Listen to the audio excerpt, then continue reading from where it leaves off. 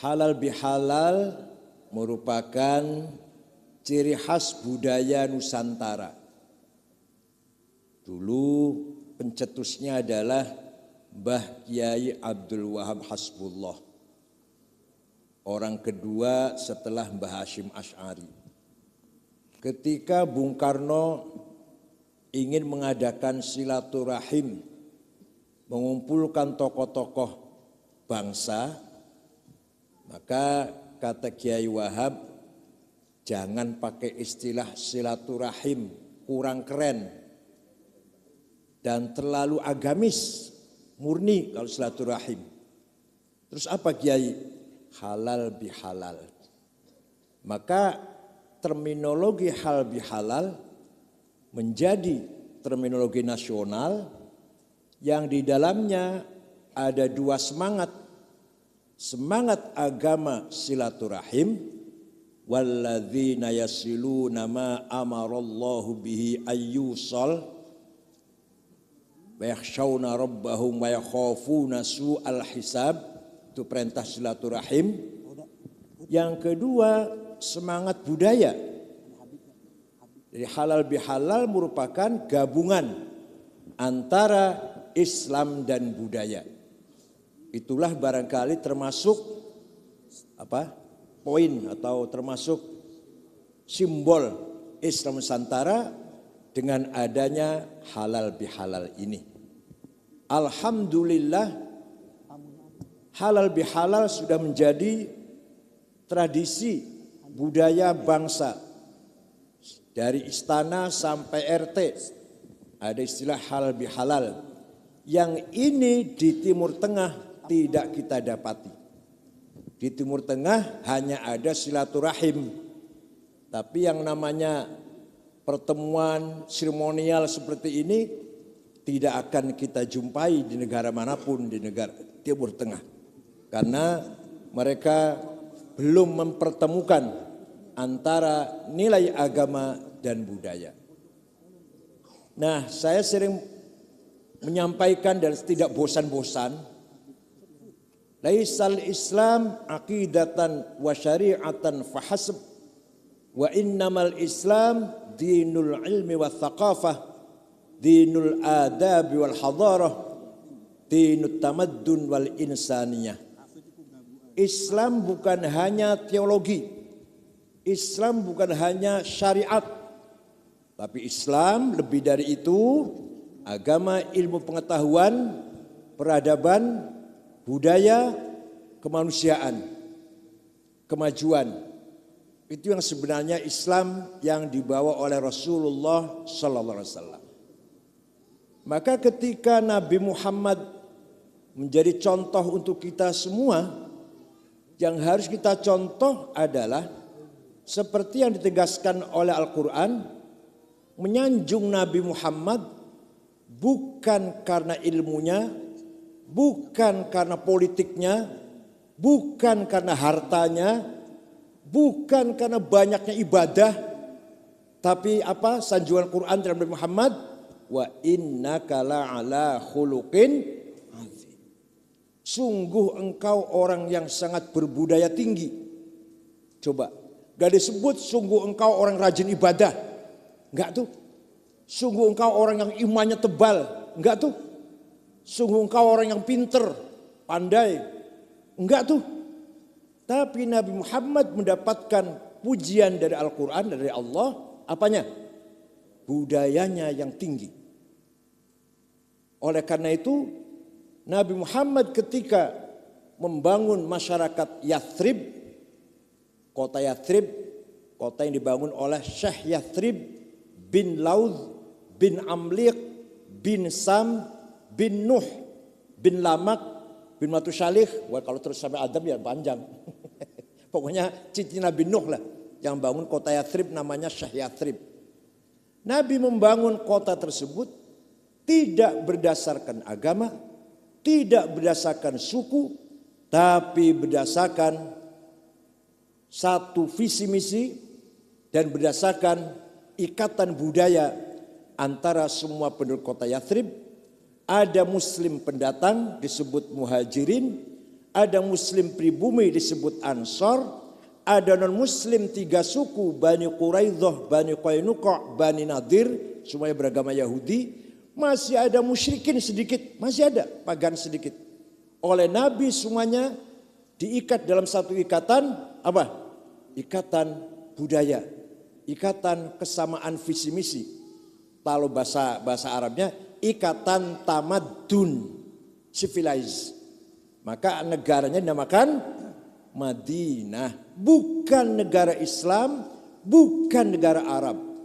Hadza kitabu Muhammad al-muslimuna min Quraisy wal muslimuna min Yathrib wal Yahud wa man tabi'ahum wa laqabihim wa jahada ma'hum innahum ummatun wahidatun min dunin nas. Nabi mencoba mewujudkan umat, bukan hanya umat Islam, bukan umat Arab, tapi umat yang satu visi, satu misi dalam rangka membangun budaya yang maksimal, yang sempurna. Maka disebutkan di situ Muslim pendatang, Muslim pribumi, dan Yahudi. Asalkan satu visi misi, wa man tabi'ahum wa liqabihim, dan semua pengikutnya adalah ummatun wahidatun, satu umat, min dunin nas, bukan atau satu umat tersendiri yang tidak lain dari masyarakat yang lain. Kesimpulannya apa? Kesimpulannya Nabi Muhammad berhasil membangun masyarakat yang mutamaddin. Mutamaddin artinya thaqafahnya sempurna, culture-nya sempurna, juga kesejahteraannya sempurna. Baru dinamakan mutamaddin, negaranya namanya Madinah. Hal itu diteruskan oleh Khulafair Rasyidun, Sayyidina Abu Bakar, Umar, Utsman, Ali, tetap berpedoman pada visi misi Nabi Muhammad ingin membangun masyarakat yang mutamaddin. Ringkas cerita, Sayyidina Ali dikalahkan oleh Muawiyah bin Abi Sufyan. Beliaulah yang pertama kali membangun sistem khilafah berganti menjadi apa? Monarki, menjadi kerajaan. Ini artinya apa? Dibangun oleh Muawiyah semangat hubbul jah, semangat ingin meraih kekuasaan dengan cara apapun. Hubbul jah, ambisius. Pokoknya semua pemegang pemerintahan harus dari Bani Umayyah.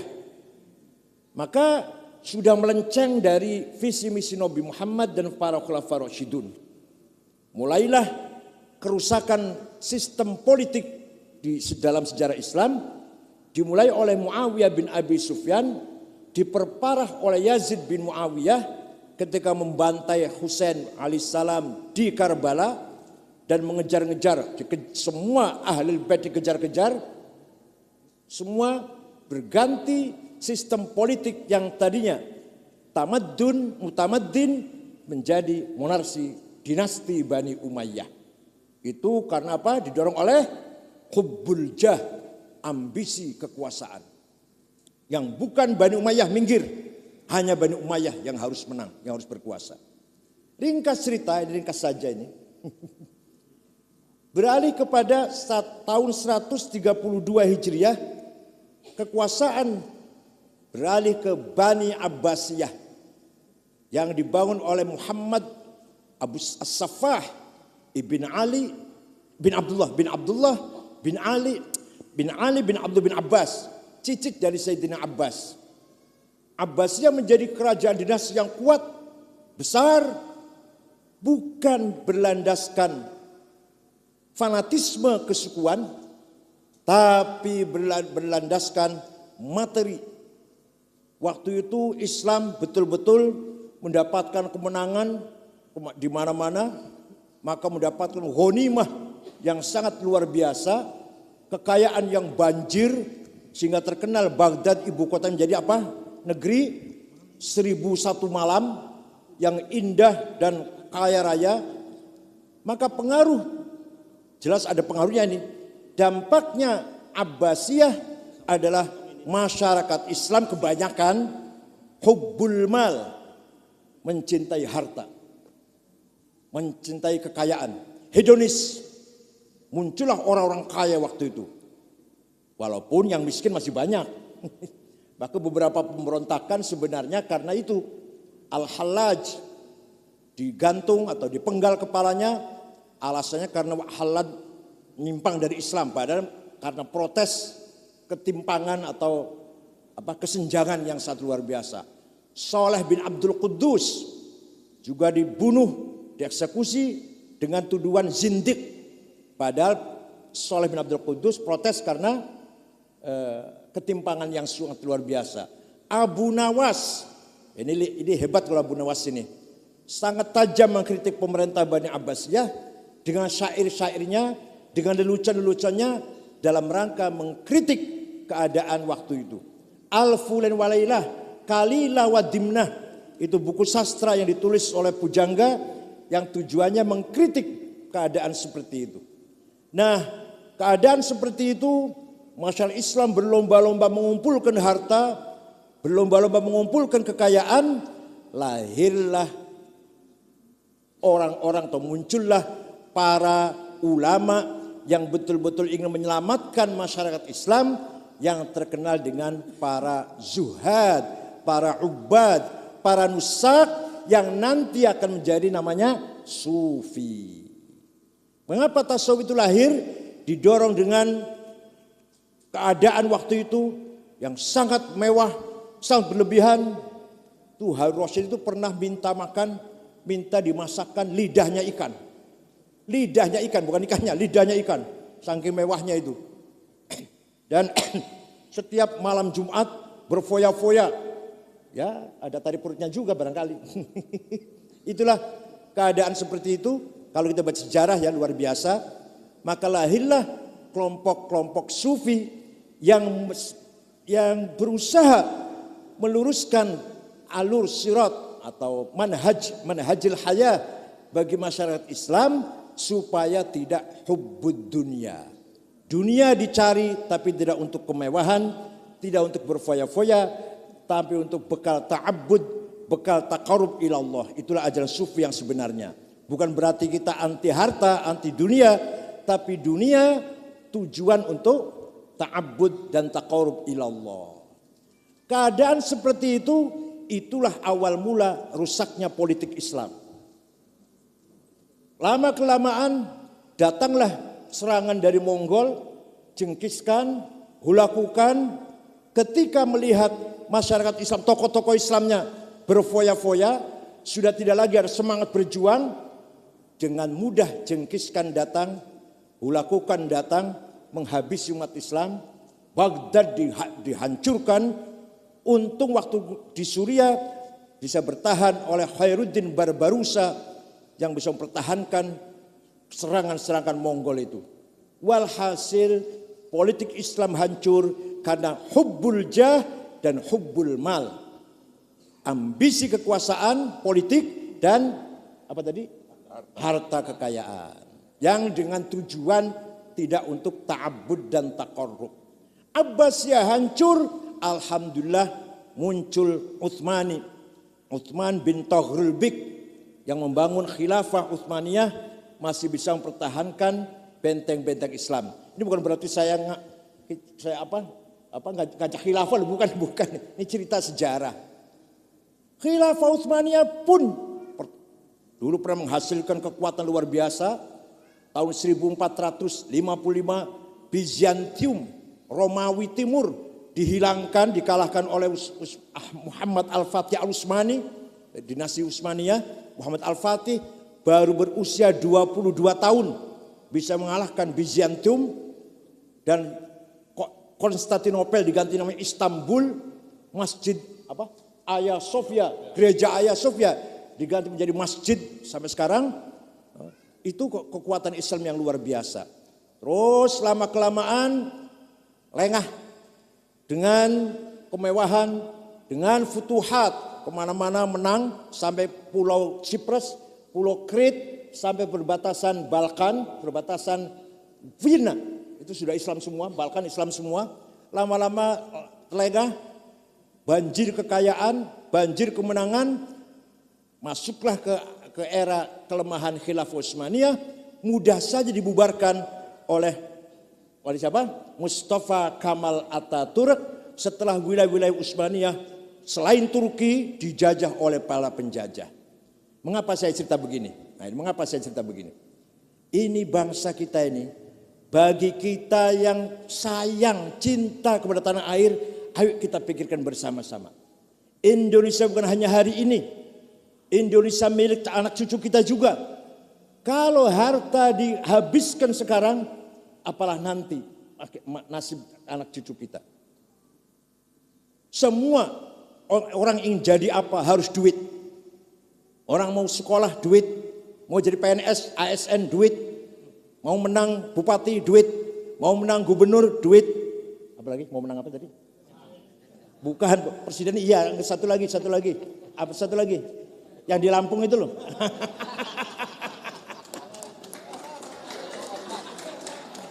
Ya, mau jadi ketua ormas harus duit. Enggak.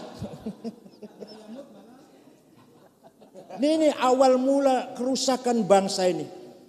Politik oligarki yang sengaja dibangun oleh para kapitalis, para bos-bos yang akan melunturkan semangat juang kita. Kalau sudah kita semuanya orientasinya hubbul mal, hilanglah semangat perjuangan kita. Hilang semangat mempertahankan NKRI atau bangsa Indonesia ini. Maka Islam Nusantara ini saya maksud, ya mohon maaf ya, ide dari saya ketika itu melalui rapat gabungan Suriah Tanfidiyah menyongsong muktamar tahun 15, tema besar muktamar NU di Jombang menjadi mengukuhkan Islam Nusantara menuju perdamaian dunia. Artinya apa? Artinya dengan semangat budaya, mari kita bangun, kita rawat, kita pertahankan Indonesia ini.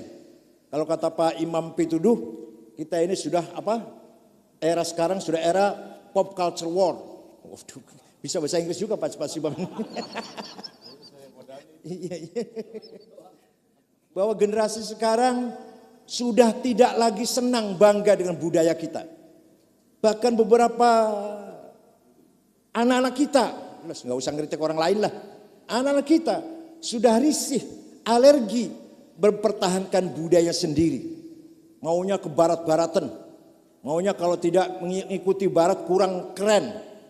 Ini harus kita pikirkan, harus kita perhatikan betul-betul. Ada lagi yang satu sebelah sana, saking Islamnya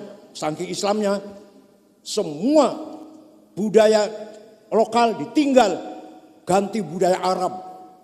Pakaian pun gamis, jenggot pun panjang. Itu saking Islamnya itu. Bukan itu mempertahankan Islam.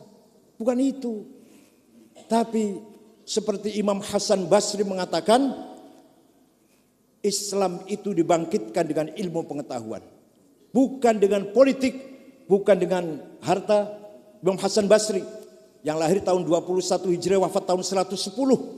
Sayyidut Tabi'in yang juga andil besar dalam menyelamatkan, menggugah atau memperingatkan masyarakat Islam supaya tidak terlalu orientasi politik dan tidak terlalu orientasi materi. Maka Imam Hasan Basri mengatakan, kebangkitan Islam itu bukan karena politik, bukan karena harta. Imam Hasan Basri itu. Beliau la ya'til malika wa la ya'tihil maliku. Tidak mau mendatangi pejabat dan tidak mau didatangi pejabat. Entah kalau Kiai Marsudi ya. Ini Hasan Basri. Ini Kiai Hasan Basri ini. Ini Pak Sori. La ya'til malika wa la ya'tihil maliku. Tidak mau pergi ke istana dan tidak mau didatangi para penguasa. Itu Imam Hasan Basri. Tapi bukan oposisi, bukan berarti benci, tidak. Beliau tidak setuju dengan gerakan oposisi Khawarij, gerakan oposisi radikal. Dia nggak setuju. Tapi juga beliau punya prinsip tidak penjilat, bukan penjilat terhadap kekuasaan, terhadap penguasa hanya karena mencari sesuatu minal jah awil mal. Nah, mudah-mudahan kita semua seperti itu. Nah, dengan Islam Nusantara ini yang saya maksud bukan madhab, bukan aliran baru, bukan sekte baru, bukan firqah jadidah, bukan sekte baru, tapi tipologi.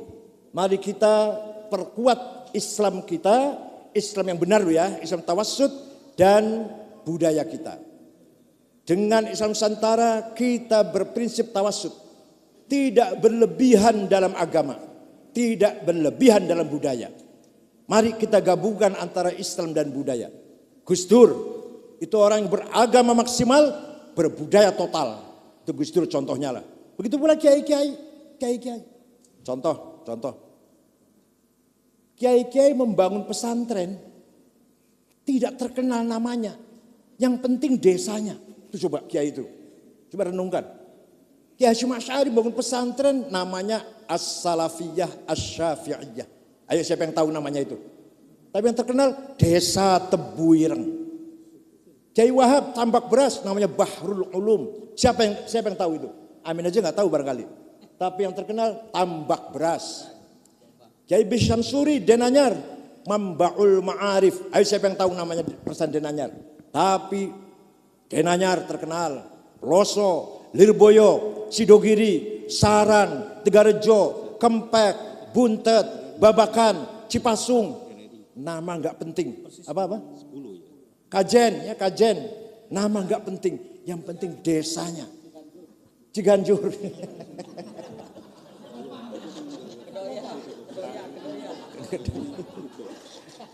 Apa itu? Itu beliau berusaha bagaimana masyarakat tidak melupakan tanah airnya. Jangan melupakan tanah air. Oke, kita berislam. Kita berislam membangun pesantren, pendidikan Islam. Tapi jangan lupa dengan tanah air. Itu artinya. Kita berislam, tapi jangan lupa dengan tanah air. Ini qudwah hasanah dari para ulama kita, para kiai kita. Coba sekarang orang bikin pesantren, namanya ditonjolkan namanya Az-Zaitun. Apalagi Bukhari Muslim. Apalagi pesantren apalagi yang baru-baru itu. Bukan yang As-Sunnah. Apalagi Al-Fitrah, banyak sekali yang di Karanganyar, Jawa Tengah apa namanya? Walhasil nama pesantren ditonjolkan. Desanya sama sekali dilupakan. Ada pesantren Bukhari Muslim, ada pesantren Ali bin Abi Thalib, ada pesantren di Cirebon As-Sunnah, Al-Fitrah, An-Nida. Walhasil itulah mau menonjolkan nama pesantrennya, melupakan desanya atau tanah airnya. Ini salah satu hikmah yang harus kita ambil dari qudwah para ulama, para kiai. Kita pun warisi harus apa? Beragama maksimal, berbudaya total. Kita perjuangkan agama Islam, tapi jangan lupa nasionalisme kita, kecintaan kita terhadap tanah air kita ini. Itu visi misinya Islam Nusantara. Apa? Oke. Iya, oke, ya. Alhamdulillah. Ini waktu tinggal 3 menit katanya. Dan itu pula yang dilakukan oleh para wali songo yang berhasil mengislamkan masyarakat, masyarakat Hindu dan Buddha. Dengan apanya? Dengan qudwah hasanah akhlakul karimah, Buddha yang diutamakan. Wa innamal umamul akhlaquma baqiyat fa inhumu dhahabat akhlaquhum dhahabu. Martabat bangsa itu akhlaknya, budayanya, bukan agamanya. Jangan salah paham. Martabat bangsa bisa terhormat karena budayanya, bukan karena agamanya. Contoh di Timur Tengah agamanya benar, Islam. Ahli sunnah malah kebanyakan. Ahli sunnah. Sholat 5 waktu, puasa Ramadan, baca Quran. Sholatnya madhab kiblat, haji umroh. Tapi perang saudara sudah 40 tahun. Hancur martabatnya. Sekarang, mohon maaf, Jepang. Agamanya Yahudi bukan, Kristen bukan, Islam sanes, Hindu dudu, Buddha ora, Konghucu bukan, yang terkenal dulu aja agama terkenal kan? Bukan, agama apa namanya?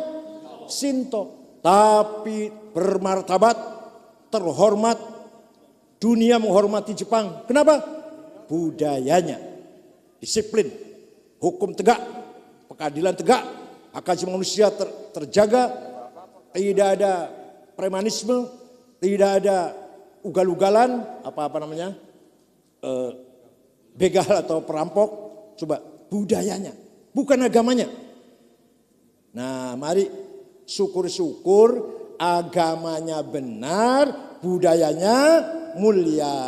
Ya, kita Islam Nusantara berusaha beragama dengan benar, berbudaya dengan baik. Syukran wa dumtum fil khair. Belum, tapi break. Jadi karena ini on air, langsung disiarkan di televisi dan di radio. Ini break ini adalah ada beberapa pertanyaan dari radio dan televisi yang on air itu, maka saya persilahkan pertanyaannya menuju ke siapa. Kalau menuju samping saya ya nanti saya tanyakan ke sini, kalau ke samping saya yang kiri berarti ke Pak Kiai Said atau ke Pak Ketuanya Pak Helmi Faisal. Ke siapa pertanyaannya? Ke Pak Kiai dulu, monggo dipersilakan. Jadi Islam menurut Ahli Sunnah wal Jamaah adalah Islam wasatiyah atau tawassut yang moderat. Moderat dalam berakidah, berteologi. Moderat dalam beramal, melakukan agama Islam. Moderat dalam bergaul. Moderat dalam bernegara, berbangsa. Maka Kiai Hasyim Asy'ari pendiri NU mengatakan hubbul waton minal iman. Nasionalisme bagian dari iman. Luar biasa itu, luar biasa. Tidak ada ulama dimanapun di dunia ini yang punya syiar atau slogan seperti itu, yang punya prinsip seperti itu. Hanya Kiai Hasyim Asy'ari, bahwa antara agama dan nasionalisme tidak boleh dibenturkan, tidak boleh dibenturkan, harus menyatu. Maka seperti di kita Indonesia, keragaman merupakan sunnatullah. Sunnatullah desain Allah, desain of Allah. Jadi keragaman budaya, keragaman suku, keragaman agama, keragaman bahasa, keragaman warna kulit, keragaman tradisi merupakan anugerah dari Allah. Anugerah, bukan malah musibah. Oleh karena itu kita harus merawat keberagaman. Bukan Indonesia tanpa Islam, bukan Indonesia tanpa Kristen, bukan Indonesia tanpa Katolik, bukan Indonesia tanpa sampai Hindu Buddha, bukan Indonesia tanpa Konghucu, bukan Indonesia tanpa Darmo Gandul, Sabto Darmo, Gotoloco, Sambelun, Subut, Karuhunan, Kaharingan, Sunda Wiwitan, Kapitayan, Parpalin, dan seterusnya.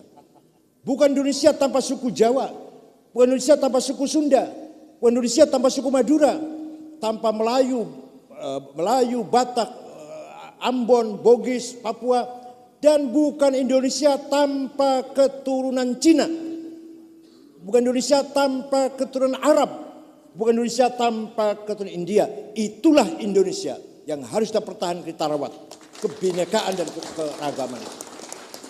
Bagi satu hal lagi Pak, ini yang berkaitan dengan ukhuwah antar sesama bangsa. Kira-kira apa yang harus dibangun di antara keberagaman umat beragama? Kembali ke istilah ukhuwah. Ukhuwah artinya bersaudara. Bersaudara itu apa artinya? Saling harmonis, saling gotong royong, saling mendukung, saling membantu. Itulah namanya ukhuwah.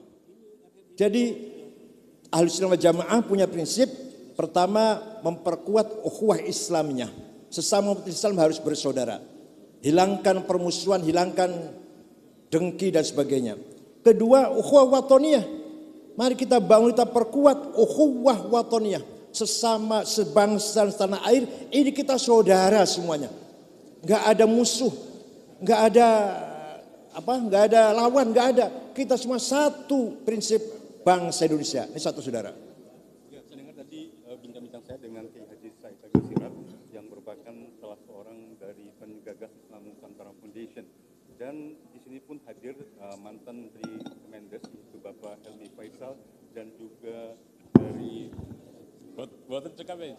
Kiai Haji Mas Budi Suhud. Demikian yang dapat kami laporkan langsung dari Pondok Pesantren Darul Uswa di Depok.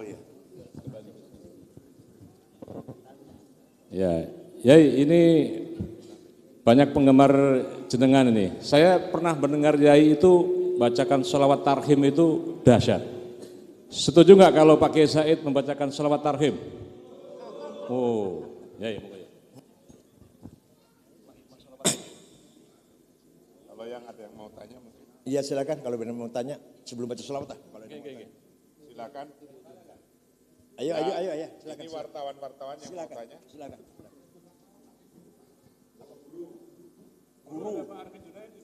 Ya, ada Arif. Ya, silakan. Langsung aja.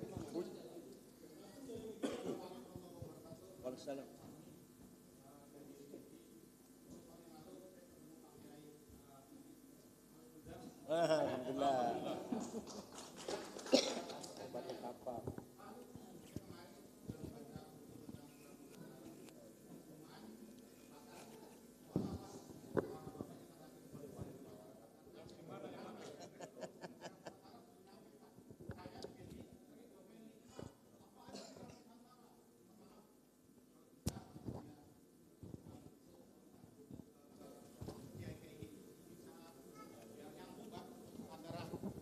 Islam Nusantara dengan PBNU, apalagi Bapak sebagai koordinator tentang Islam Nusantara Federation.